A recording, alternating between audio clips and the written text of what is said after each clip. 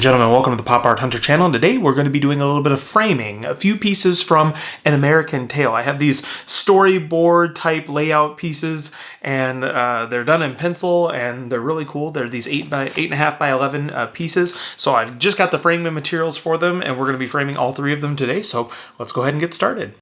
Alrighty, so we have three pieces that we're going to frame. Again, these are 8.5 by 11 sheets of paper, and you know, they've got graphite, but they also have these little scene stickers and some things that are taped to them with some of the dialogue, etc. So they're pretty cool sheets. I've got three different ones. We're going to frame all three of them today. Did a little bit of pre-prep to get the materials ready. So here is an empty frame. Look at this, it's like magic, you know, no glass. It kind of looks like glass with that reflection off the table. Anyway, so we got those. I also got 1/10 inch UV acrylic. So we will go ahead and undo this. I pulled up the corners so that you wouldn't have to watch me for 14 minutes trying to do that on camera. So we'll go ahead and put that first bit in there. So this will be a quick frame job, even considering we're doing three pieces. So maybe we'll have to time it. This will be like a speed race or something like that. Ooh, that's a new YouTube genre. Speed framing. Yeah, how fast can we frame the animation art? Okay. So I did a 1/4 inch, I believe, around the edges. Most of the frames default to 1/8 of an inch. I like 1/4 of an inch. It just seems like it gives me just a little bit more security, like just a little bit more of an edge to put the tape on. I don't know why that makes me feel a little bit safer. Also, it has a little bit of a margin for error. You know, if you want to slightly place things just a little slightly one way or the other due to, you know, something on the particular sheet of paper or the cells or anything like that.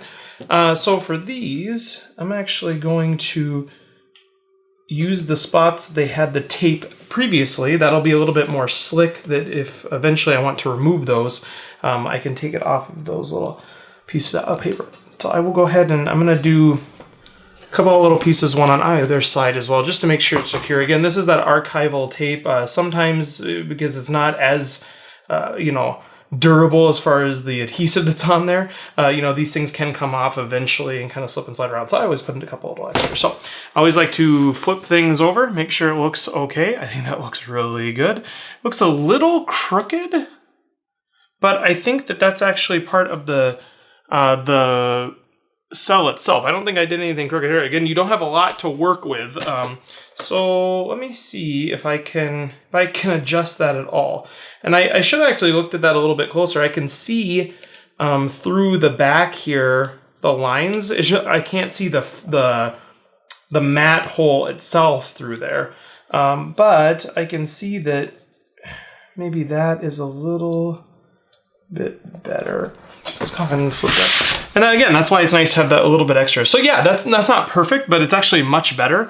And because I have that 1/4 inch, that gives me just the tiniest little bit of extra wiggle room there. And in fact, I might be able to even do a better job, because if I just slide it over a little bit this way, I might still be able to turn it just a little bit more. So let's look how that looks. Did I turn it the wrong way? Yeah, I think I turned it the wrong way. So this part needs to go up more, I believe. I'm actually gonna flip this around and see if I can see it. Oh yeah, that looks pretty good. Let me just oh, it's hard for you to see, and by hard I mean you can't see it at all. Yeah. So again, the lines here, because those lines are hand drawn on there, you can't actually, I mean, it's not going to ever be 100% perfect. So I'm going to go ahead and put the certificate of authenticity just kind of in the back here. And then I will put this down. We'll just secure a couple of these, flip around and make sure it looks okay. Yeah, so that looks much better. So again, these lines are not perfect. They're hand drawn. You can see that they just sort of used a ruler, and in some spots didn't use a ruler, just quickly made the corners there. But that's pretty straight and pretty even. So that's what I'm going to be looking for the rest of these, is to kind of get that sort of accuracy. And again, that 1/4 of an inch gives me just a little bit of wiggle room for adjusting things, to turn it slightly so that the angle is better. to make sure that it lines up a little bit better. And sometimes if you have pieces of artwork like this, you might have a little bit of edge issues, little rips or tears that might be present. And if you do that 1/4 of an inch, you can maybe hide some of those so that it looks like they're perfect, at least for presentation purposes. That's why I do the 1/4 inch. Any more than that, I think that too often it will cover up part of the artwork that you don't want to be covered up, and you have to do it on a case-by-case basis, but I don't think so far I've ever gotten anything other than a 1/4 of an inch, just because I like that flexibility. And then, even some of the pieces, you could go a little bit more than the 1/4 of an inch. I did do that with one piece, with one piece. So the piece from All Dogs Go to Heaven, I remember doing that because the cell was really huge and the characters on it were not as big. And so I wanted the characters to look a little bit more prominent. And so I went ahead and got a smaller frame. So there was a huge overlap. There was like inches and inches of overlap because I wanted to sort of mask the fact that the characters were not as large as I thought. So I'm just going to tip this over. I know that you can't see exactly what I'm doing here, but I'm just straightening things out. So that looks very straight. And so we'll go ahead and tape the rest. To one at the bottom, gravity will protect that from coming undone. And then we got this, and then we got this. Okay. All right, so we'll just do a couple of those. And yeah, that looks pretty cool. And this one even has a little bit of extra on the edge there that they were drawing something. I don't know if it was that the paper was overlapped when they were drawing it and it spilled onto the next one, or if they were drawing while these were on the board next to each other, just kind of sketched it together, or what was happening there. But it's kind of neat. But yeah, to have these look consistent with each other is the next goal. All right, and then I also forgot to put the certificate back there.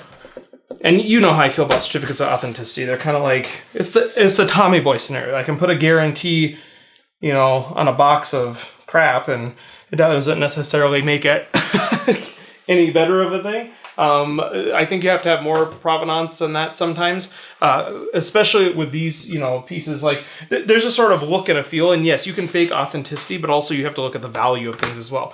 These, I don't know the value of faking these particular drawings, and especially with the level of detail that is involved. The aging of the paper, the stickers, the aging of the stickers, the hand, the typewriter dialogue that is then, or the computer dialogue that's then printed out and then taped the thing. Like, it just wouldn't be worth the cost of reproducing that.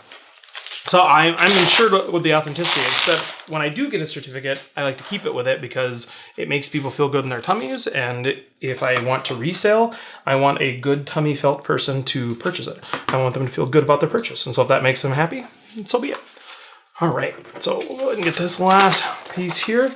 And it's been working out really well what I've been doing here. I've been doing these two pieces at the top, just kind of half securing one of them, and then I use the other one as a sort of a little hinge here so I can straighten it out. And all I'm doing is, I'll flip it over for a moment. All I'm doing is trying to line up that top line with the top of the mat. And you can see there's more space on the right side than there is the left. And so all I'm doing is going to pull that up a little bit. So I'm going to do that facing it so I can sort of see what I'm doing. Yeah, that looks really good. And again, that overlap really helps with that adjustment to make sure that, none of it's being exposed. Okay. Here we go. One more over here. And that should be good. Actually, just I just unpacked these. Didn't do an unboxing on these particular. Oh, I almost forgot the certificate again. I didn't do any unboxing of this particular video with the framing supplies. I did one unboxing of framing supplies. I thought, well, that's kind of a boring video. Who wants to see unboxing of framing supplies? So I didn't do it for this one because these were all about the same, but I did just recently unbox this, and I got extra 13 by 19 backings because as I go along, I somehow went wrong and I miscounted or something. I actually think I used maybe these as a buffer, as like a padding on one of the frames. And so then I was short one and then I ordered more and then I was short of the other thing. And so I had to order a couple extra just to make sure I had enough for my frames. Okay, so here is the final piece there. I'll go ahead and get off all the dust later. So let's compare it to the other two pieces before we're done here. Yeah, so I'm gonna try to put these all out so you can see all three together, how they sort of look with each other. So you can kind of see. So that looks, I think, pretty good. So what I'm planning to do is put these in a row, so or in a column rather. So 1, 2, and 3 next to the poster. So the poster and then 3 pieces that will be beside it. So that's my goal, and I think it's going to look really nice. So hopefully it goes well, and hopefully I am pleased because, well, I always like framing, so I can just reframe them if I don't like it. I think these 3 pieces are going to look really great next to the poster that I recently received as well. And so that large poster, 3 pieces kind of next to that, I think it's going to look really nice on the wall. It's going to be a complete little set. Not sure whether I'm not going to put my original cell from American Tail, because I don't think it'll fit as well with that. I might have that in a different portion of the house, even though I want to keep everything together. You know, who knows? Anyway, I think it's going to look really great on the wall. I'll try to post a picture or show you what it's going to look like once it's all said and done. But thanks for watching the Pop Art Hunter channel. We hope that you like, subscribe, comment, and all those sorts of things, and we will see you next time.